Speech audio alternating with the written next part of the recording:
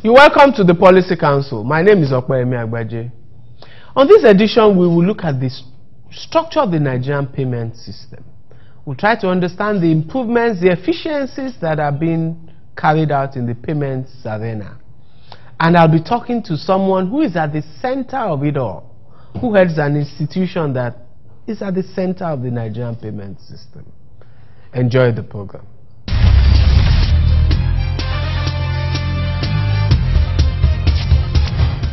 You're welcome back to the Policy Council. We're talking Nigerian payment system.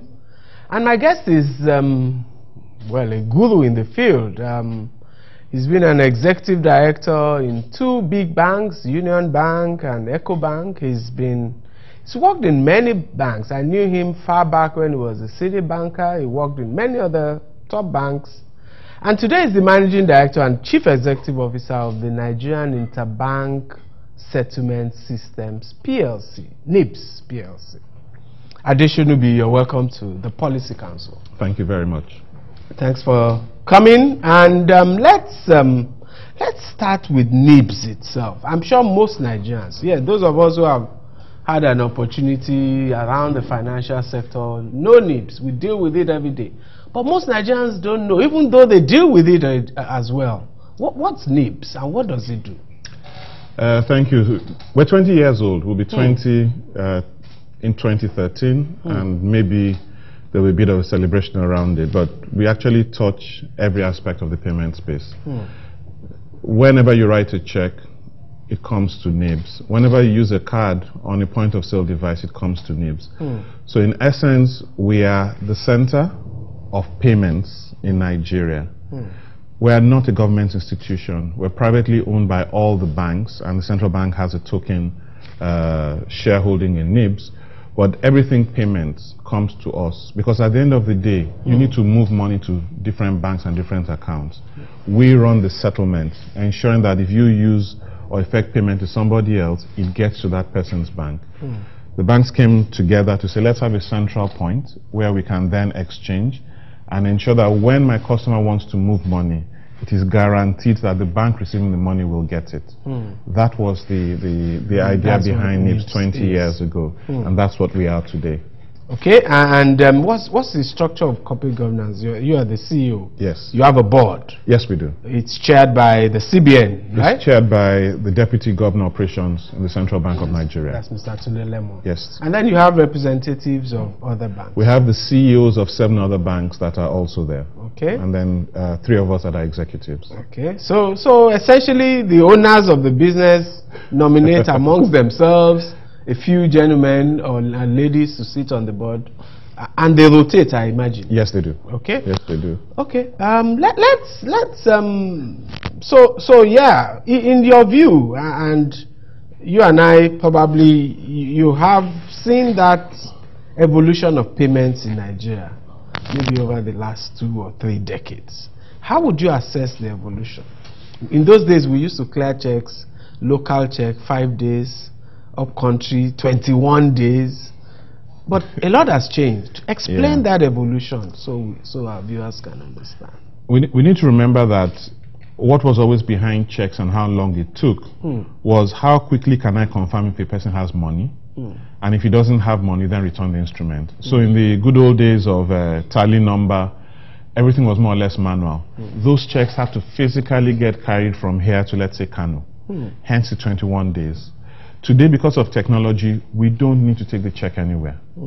When somebody pays a check into a bank branch, the image is what is now sent. And because you can send things electronically instantly, the image is sent there and then processed.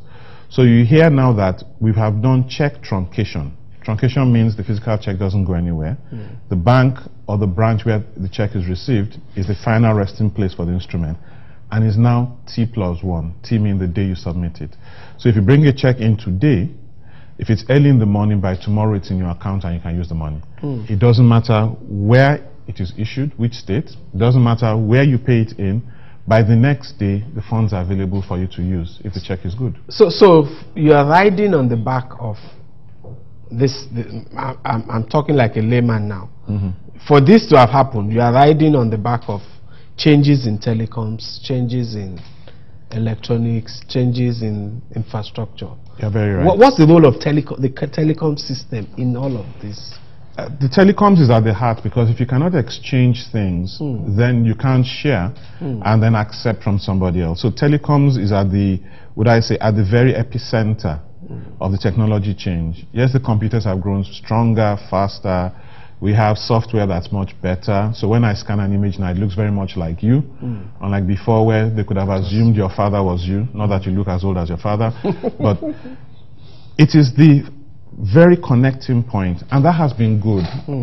We don't deal with the same kind of infrastructure as your mobile phone that fails. What we have is akin to actually running cables. So we run on fiber. And as many of the telecom companies, the telcos have been laying fiber, it has made it a lot faster, a lot more efficient. So I can say for our business, we do have sufficient telecoms infrastructure. Excellent. Let's take a short break. I'm talking to Adeshonubi, old friend of mine, old colleague of mine, Managing Director, NIBES PLC.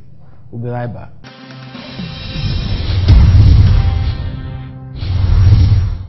You're welcome back to the Policy Council with Opeyemi Agbaje. My guest is Adeshonubi, he's MD of NIBES PLC. You were describing a fantastic process. Never mind that we take it for granted, but a fantastic process that has allowed checks to be cleared within 1 day anywhere in Nigeria. Now, what do you call that system or that process, or how does it operate amongst the banks? Okay, what we've described is the automated clearinghouse.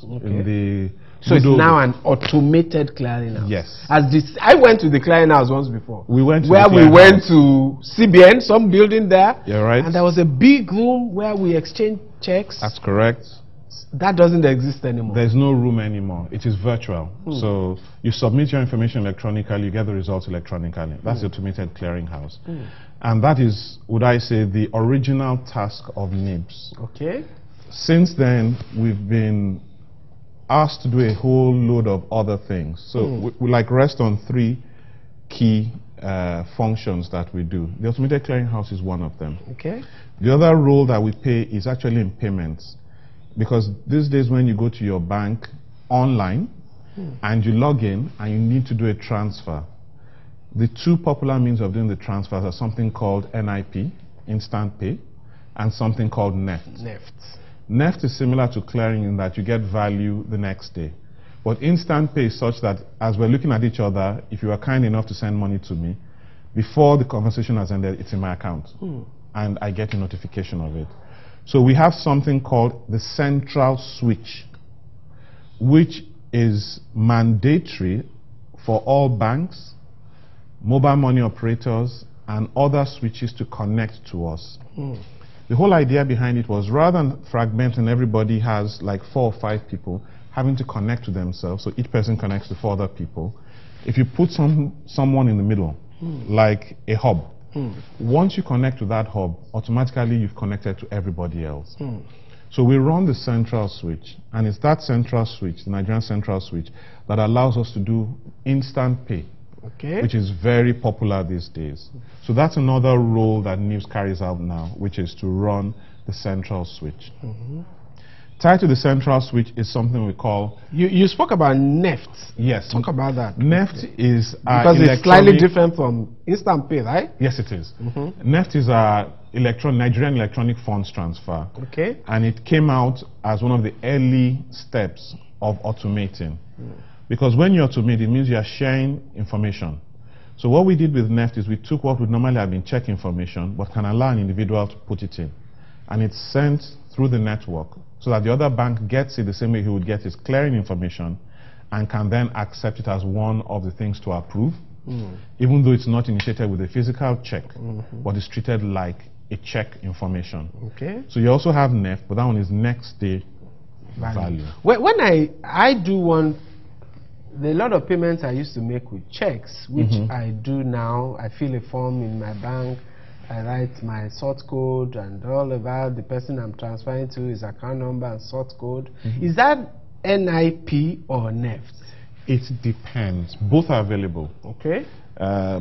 So it tends to be influenced more by the bank than the individual. But more and more these days, as people are aware that you have two, NEFT, which is next day, and NIP, which is instantaneous, we're finding a shift towards NIP. Because everybody says, if I can move the money now, so why don't I? Or the recipient says, why do I need to wait till tomorrow? Corporates especially prefer NIP because I can be certain I've received my money, I can then release my goods. I don't have to wait till tomorrow. Fantastic. Okay, now you were going to talk about the third aspect of NIBES. Actually, an extension of the central switch before we come to the third aspect is what we call like the switch for the point of sale devices. Okay. These days we're talking cashless. People are used to seeing those boxes, the POS boxes around, and you should be able to use any POS with any card. When the POS idea came into being about 5 years ago, there was a lot of conflict because some POS would not accept some cards. Again, because we are at the center, it was made mandatory that all POS talk to us. So once they talk to us, by default, any bank's POS will accept any other bank's card. So we run what we call the central terminal management system, which is similar to the central switch, but it is now for your POS. So anywhere in Nigeria you use a POS, the transaction comes to us, we find out who the owner of the transaction is, and then we send it to them, like we check to say we are okay or we are not okay. So once it's okay, we then tell the person in the shop, and your POS tells you okay, and you can then go ahead. So without you, we wouldn't have a POS system. Without us, you would have a confused POS system. Okay. Not that it wouldn't work, but it would be very much more confused. Manual. There will be failures along the way. And the service of interoperability that we provide will not be there. So again, you may end up having to use GTB, POS, and GTB card, or vice versa. Correct. We'll be right back. Government wants our city to become a mega modern city. And so, government is providing modern markets for us to carry out our business. Now, this requires money. So, we need to pay our taxes to help government to help us. I pay my taxes. I hope you've paid yours. I pay. Pay your tax. It's your civic responsibility. It's your duty. It's the law.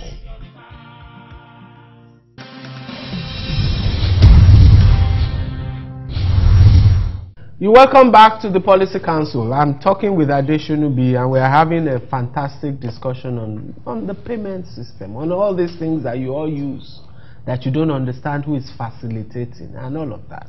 So you've spoken about two of the things you do. What is this third one?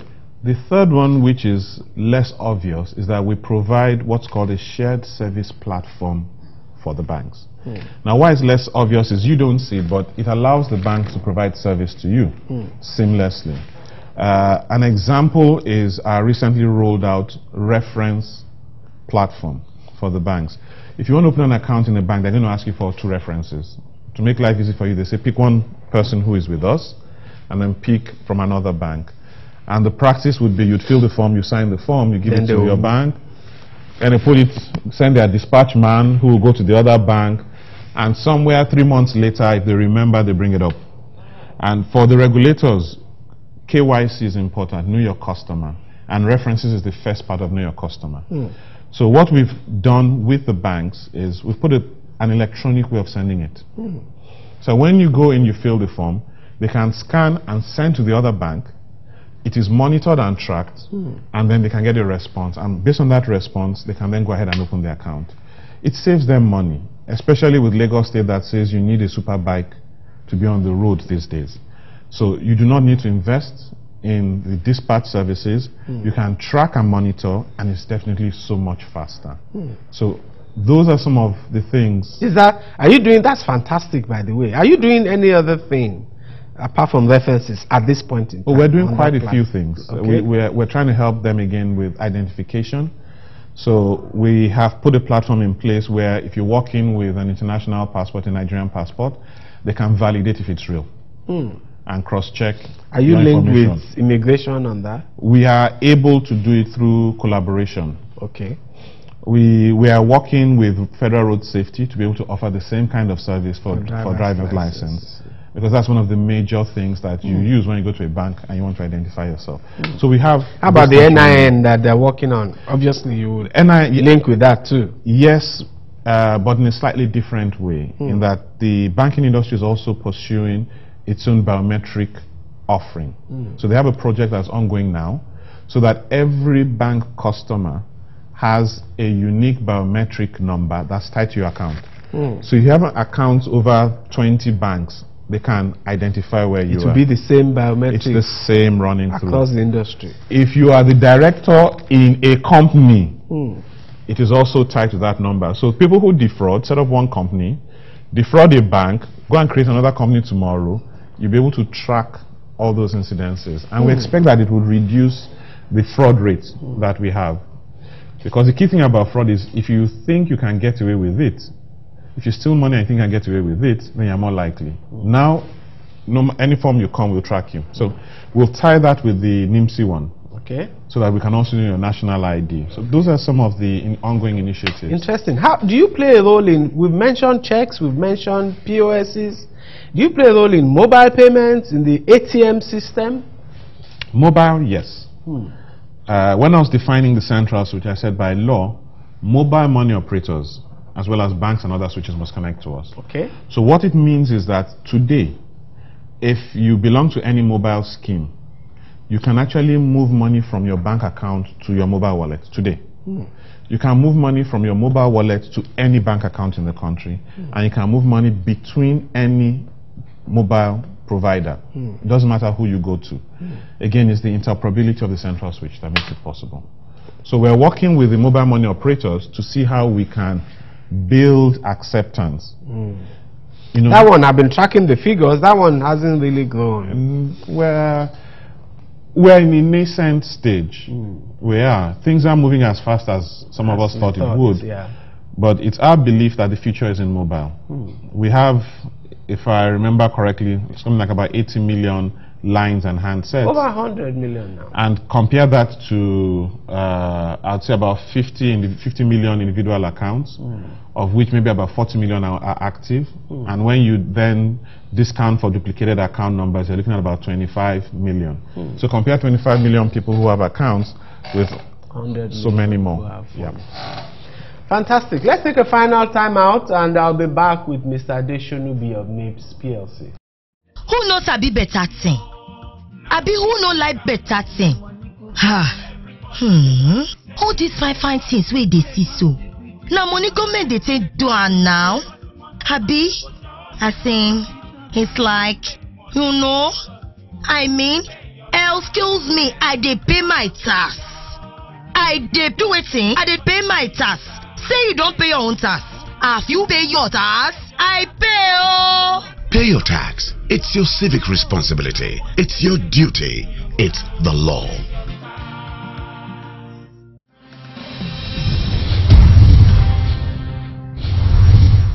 You're welcome back. It's the Policy Council. My guest is my old friend and old colleague, Mr. Adeshonubi. He's the big Oga at the NIBES PLC, Oga at the top in NIBES PLC.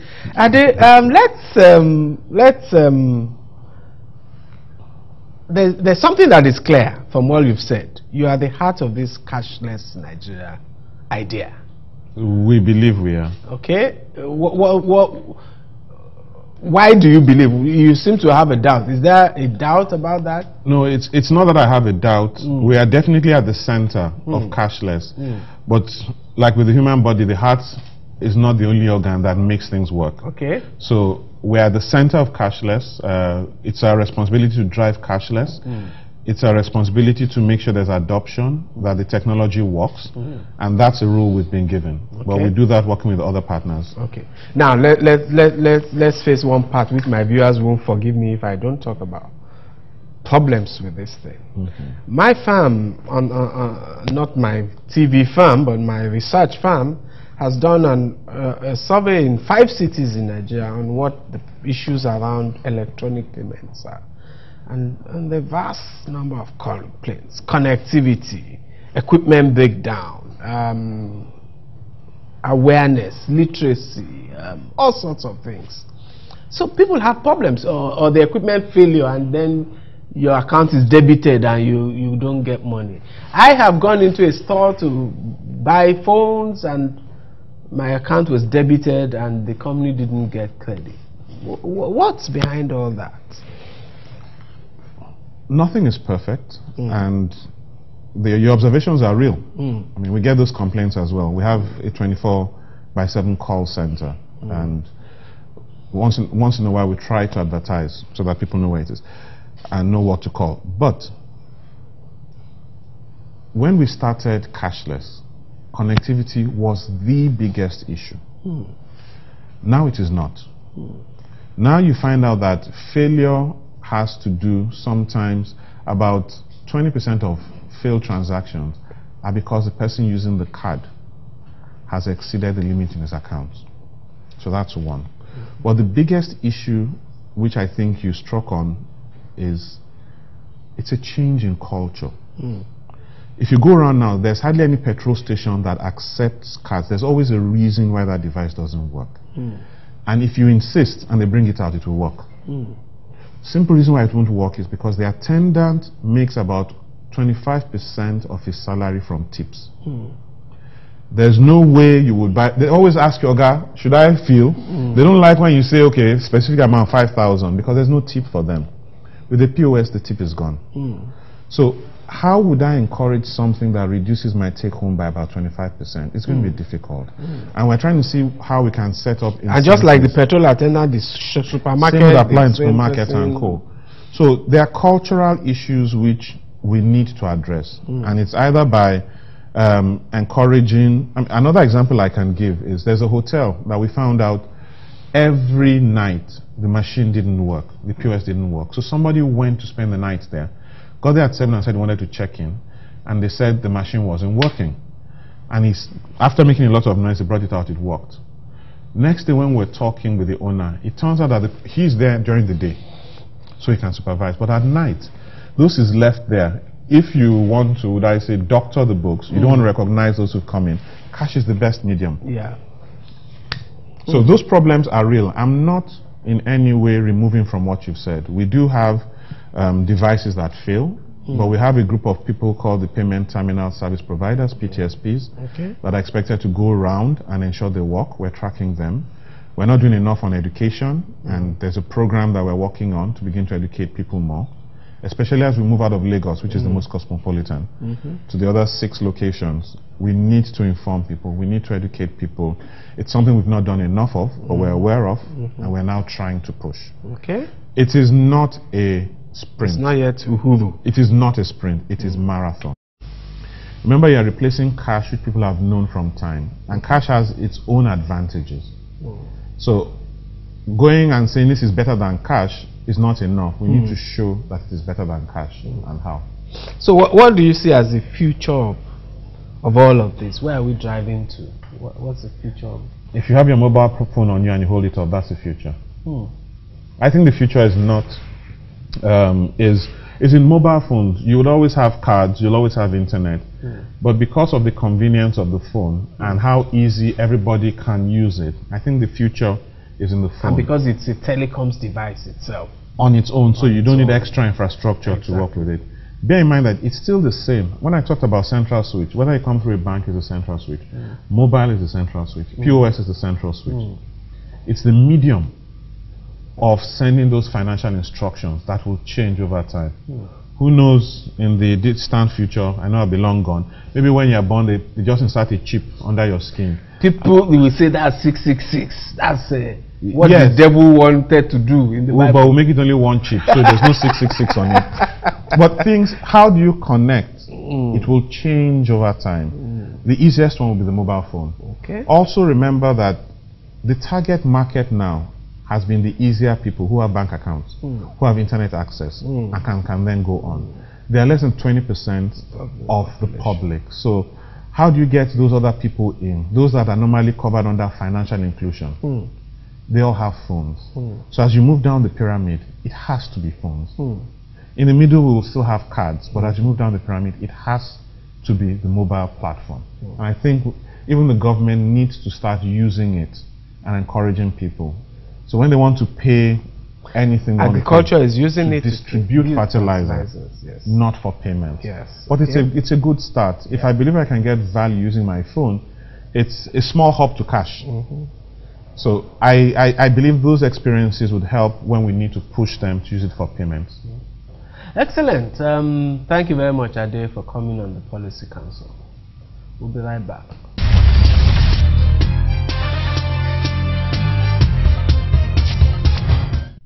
The payment system, its efficiency, is an important, a critical element of generating economic efficiency in the financial sector in particular and across the economy as a whole. There have been improvements with POSs, ATMs, mobile payments, web payments, even the check system, as my guest explained. But there more needs to be done. In particular, the problems that our people face as we implement cashless policies across the nation must be addressed. Greater awareness, greater information, greater education as to what these things stand for, how they operate, and improvements in customer services by the providers connected into the chain. Thank you very much for watching. See you next time.